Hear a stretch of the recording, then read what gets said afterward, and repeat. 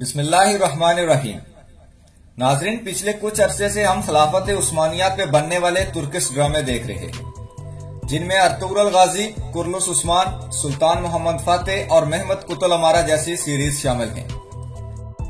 ان کو دیکھنے کے بعد ہمیں کچھ اندازہ تو ہو گیا ہے کہ خلافت عثمانیہ کیسے بنی تھی اور وہ کیا حالات تھے، لیکن آج ہم آپ کو بتائیں گے کہ خلافت عثمانیہ ختم کیوں اور کب ہوئی تھی، اس کی وجوہات کیا تھیں اور وہ کون سے 5 معاہدے تھے جس کی پاسداری ترکی کو جبراً 100 سال تک کرنا پڑی اور آج بھی کر رہا ہے۔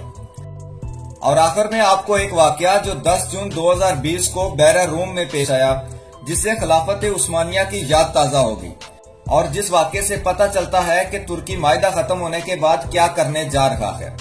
یہی سب تاریخی معلومات آپ تک آج پہنچائیں گے، لیکن اس سے پہلے آپ سے گزارش ہے کہ اگر آپ کو ہماری معلومات پوری دیکھنے کے بعد اچھی لگیں تو کم سے کم ویڈیو کو لائک ضرور کر دیا کریں۔ آپ کا ایک لائک ہمارے لیے باعث مسرت ہے۔ تو چلتے ہیں آج کے پہلے سوال کی طرف کہ خلافت عثمانیہ کیوں اور کب ختم ہوئی تھی۔ ناظرین، عرب شریف میں 1922 تک ترکی کی حکومت تھی، جسے خلافت عثمانیہ کے نام سے جانا جاتا ہے۔ 1922 سے پہلے سعودی عرب کا نام سعودی عرب نہیں بلکہ حجاز مقدس تھا۔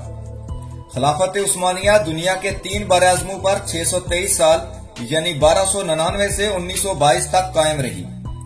جب بھی دنیا میں مسلمانوں پہ ظلم و ستم ہوتا اور جہاں بھی ظلم و ستم ہوتا تو خلافت عثمانیہ اس کا منہ توڑ جواب دیتی تھی۔ امریکہ، برطانیہ، یورپین، نصرانی اور یہودیوں کو اگر سب سے زیادہ خوف تھا تو وہ خلافت عثمانیہ حکومت سے ہی تھا۔ امریکہ اور یورپ جیسوں کو معلوم تھا کہ جب تک سلطنت عثمانیہ ہے ہم مسلمانوں کا کچھ نہیں بگاڑ سکتے، سو امریکہ اور یورپ نے خلافت عثمانیہ کو ختم کرنے کی سازش شروع کر دی۔ 19ویں صدی میں سلطنت عثمانیہ اور روس کے درمیان بہت سی جنگیں بھی ہوئی۔ چونکہ مکہ المکرمہ اور مدینہ المنورہ مسلمانوں کے نزدیک قابل احترام ہے، اس لیے انہوں نے سب سے پہلا فتنہ وہیں سے شروع کروایا۔ امریکہ اور یورپ نے سب سے پہلے ایک شخص کو کھڑا کیا جو کرسچن تھا لیکن ایسی عربی بولتا تھا کہ کسی کو اس پر شک تک نہیں آیا۔ اس نے عرب کے لوگوں کو یہ کہہ کر گمراہ کرنے کی ناکام کوشش کی کہ تم تو عربی ہو اور یہ ترکی اجمی ہیں، ہم اجمی کی حکومت کیسے برداشت کر سکتے ہیں، پر لوگوں نے اس کی ایک نہ مانی۔ یہ شخص لارنس آف عربیہ کے نام سے مشہور بھی ہوا۔ آپ لارنس آف عربیہ لکھ کر گوگل پہ سرچ کر سکتے ہیں۔ پھر امریکہ نے ایک شخص کو کھڑا کیا جس کا نام عبدالوہاب نجدی تھا۔ عبدالوہاب نجدی کی ملاقات عرب کے ایک سوداگر سے ہوئی جس کا نام ابن السعود تھا۔ اس نے ابن السعود کو عرب کا حکمران بننے کا لالچ دیا۔ پھر ابن السعود نے مکہ المکرمہ، مدینہ المنورہ اور طائف میں ترکی کے خلاف جنگ شروع کر دی۔ جب ترکی نے دیکھا کہ ابن السعود ہمیں عرب سے نکالنے اور خود عرب پہ حکومت کرنے کے لیے مکہ المکرمہ، مدینہ المنورہ اور طائف میں بے قصور مسلمانوں کو شہید کر رہا ہے، تب ترکی نے عالمی طور پر یہ اعلان کر دیا کہ ہم اس پاک سرزمین پر قتل و غارت پسند نہیں کرتے۔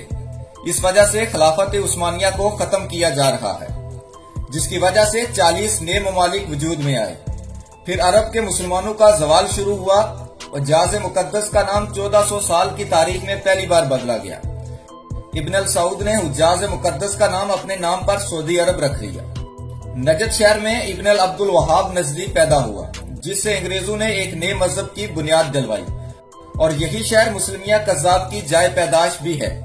لیکن دنیا بھر کے مسلمانوں کی آنکھوں میں دھول جھونکنے کے لیے انگریزوں نے اس نجد شہر کا نام تبدیل کر کے ریاض رکھوا دیا، جو آج سعودی عرب کا دارالخلافہ بھی ہے۔ اب چلتے ہیں دوسرے سوال کی طرف کہ ترکی اور یورپ کے مابین معاہدہ لوازان کیا تھا اور اس معاہدے کی 5 بڑی شرائط کیا تھی۔ ناظرین، 1918 میں پہلی عالمی جنگ کے اختتام نے ترکی کی شکست پر مہر ثبت کر دی۔ برطانیہ کی سربراہی میں فاتح قوتیں ترکی کے بڑے حصے پر قابض ہو گئی، اور پھر فاتح اور مفتوح کے درمیان رسوا کن شرطوں کے ساتھ ایک ظالمانہ معاہدہ ہوا جسے معاہدہ لوازان کے نام سے جانا جاتا ہے۔ 1923 میں دیگر ممالک جن میں سرفہرست برطانیہ، فرانس اور کچھ اسلامی ممالک بھی شامل تھے، انہوں نے ترکی جب بہت کمزور ہو چکا تھا ایک غدار کمال اتا ترک کی وجہ سے، تو ان ممالک نے ترکی کے ساتھ جبری طور پر یہ معاہدہ کیا، جس کے تحت 3 براعظموں پر پھیلی خلافت عثمانیہ کا خاتمہ کیا گیا۔ یہ معاہدہ پورے 100 سال پر محیط تھا۔ اس معاہدے کا انعقاد سوئٹزرلینڈ کے ایک شہر لوازان میں 24 جولائی 1923 کو اتحادیوں اور ترکی کے درمیان طے پایا تھا۔ اس معاہدے کی روح سے ترکی کے ہاتھ پاؤں باندھ دیے گئے اور ترکی اگلے 100 سال کے لیے اس معاہدے پر عمل درآمد کا پابند قرار پایا۔ معاہدے کی شرائط اور ان شرائط میں پوشیدہ یورپ کی مسلم دشمنی بھی ملاحظہ فرمائیے۔ پہلی شرط، اسلامی خلافت ختم کی جائے گی اور اس کی جگہ سیکولر ریاست قائم کی جائے گی۔ دوسری شرط، عثمانی خاندان کو ان کے خاندان کے ساتھ ملک بدر کیا جائے گا۔ خلافت کی تمام مملوکات ضبط کر لی جائیں گی، جن میں سلطنت کی ذاتی املاک بھی شامل ہوں گی۔ تیسری شرط، ترکی پیٹرول کے لیے نہ اپنی سرزمین پر اور نہ ہی کہیں اور ڈرلنگ کر سکے گا۔ اپنی ضرورت کا سارا پیٹرول اسے امپورٹ کرنا ہوگا۔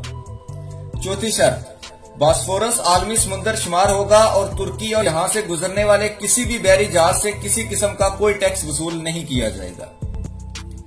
پانچویں شرط، عربی زبان پڑھانے اور پڑھنے پر پابندی عائد کر دی گئی، حتیٰ کہ عربی زبان میں اذان دینے پر بھی پابندی عائد کر دی گئی تھی۔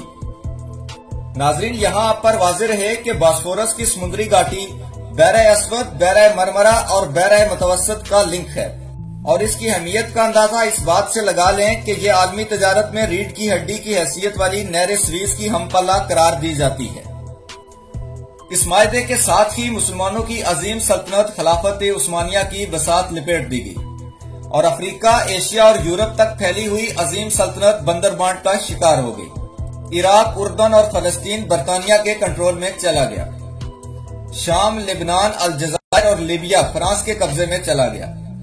آرمینیا اور اناطولیہ کو ترکی سے کاٹ کر آزاد ملک بنا دیا گیا۔ حجاز مقدس آل سعود کے قبضے میں چلا گیا۔ خلیفہ کی ملک اور بیرون ملک جائیدادیں ضبط کر لی گئی۔ خلیفہ کی معزولی کا پروانہ لے کر اسی صہیونی لیڈر رہزال کو بھیجا گیا، جسے خلیفہ نے ایک بار فلسطین کی یہودیوں کے حوالے کرنے کے مطالبے پہ اپنے دربار سے دھتکار کر نکالا تھا۔ اور اب چلتے ہیں اپنے تیسرے سوال کی طرف کہ ترکی معاہدہ ختم ہونے کے بعد کیا کرنے جا رہا ہے۔ ناظرین، 10 جون 2020 کو بحر روم میں ایک واقعہ پیش آیا۔ بحر روم میں ترک اور یونان بحریہ اس وقت ایک دوسرے سے ٹکراتے رہ گئیں جب لیبیا کی جانب محو سفر ترکی کے ایک مال بردار جہاز کو روکنے کی کوشش کی گئی۔ CNN نیوز کے مطابق یورپین فورس کے اطالوی کمانڈر نے یونانی بحریہ کو ترک جہاز روکنے کا حکم دیا۔ کہا جا رہا ہے کہ مصر اور اسرائیلی بحریہ کو شک تھا کہ ترک جہاز لیبیا کے لیے اسلحہ لے کر جا رہا ہے۔ جہاز کے تحفظ کے لیے ترک بحریہ کا ایک تباہ کن جہاز بھی علاقے میں موجود تھا۔ کمانڈر کے حکم کی تعمیل میں یونانی جہاز سے ایک ہیلی کاپٹر روانہ کیا گیا۔ جب ہیلی کاپٹر نے ترک جہاز سے اس پر لدے ہوئے سامان اور منزل مقصود کے بارے میں دریافت کیا تو ترک کپتان نے یہ کہہ کر بات ختم کر دی کہ جہاز کو ترک جمہوریہ کا تحفظ حاصل ہے۔ اسی کے ساتھ اپنے جہاز کے تحفظ کے لیے ترک فضائیہ کے طیارے فضا میں بلند ہو گئے۔ ترکوں کے جارحانہ رویے کو دیکھ کر یورپین کمانڈر نے اپنے ہیلی کاپٹر کو واپس آنے کا حکم دیا اور معاملہ ٹھنڈا پڑ گیا۔ ترک بحریہ نے متنبہ کیا ہے کہ اگر اس کے جہازوں کا راستہ روکا گیا تو بحر روم میں یورپین جہازوں کی آمد و رفت بہت مشکل ہو جائے گی۔ ناظرین، اس واقعے سے صاف ظاہر ہے کہ ترکی 2023 کے بعد اپنے علاقے بھی واپس مانگے گا، وہ ملک سے تیل بھی نکال سکے گا، اور سب سے بڑی بات کہ وہ اسلام کے نفاذ اور خلافت کی واپسی کی بات بھی کرے گا۔ وہ باسفورس کے سمندر پہ ٹیکس لگائے گا۔ جو جہاز 100 سال سے بغیر ٹیکس دیے وہاں سے گزر رہے تھے، اب ان کو ٹیکس ادا کرنا پڑے گا۔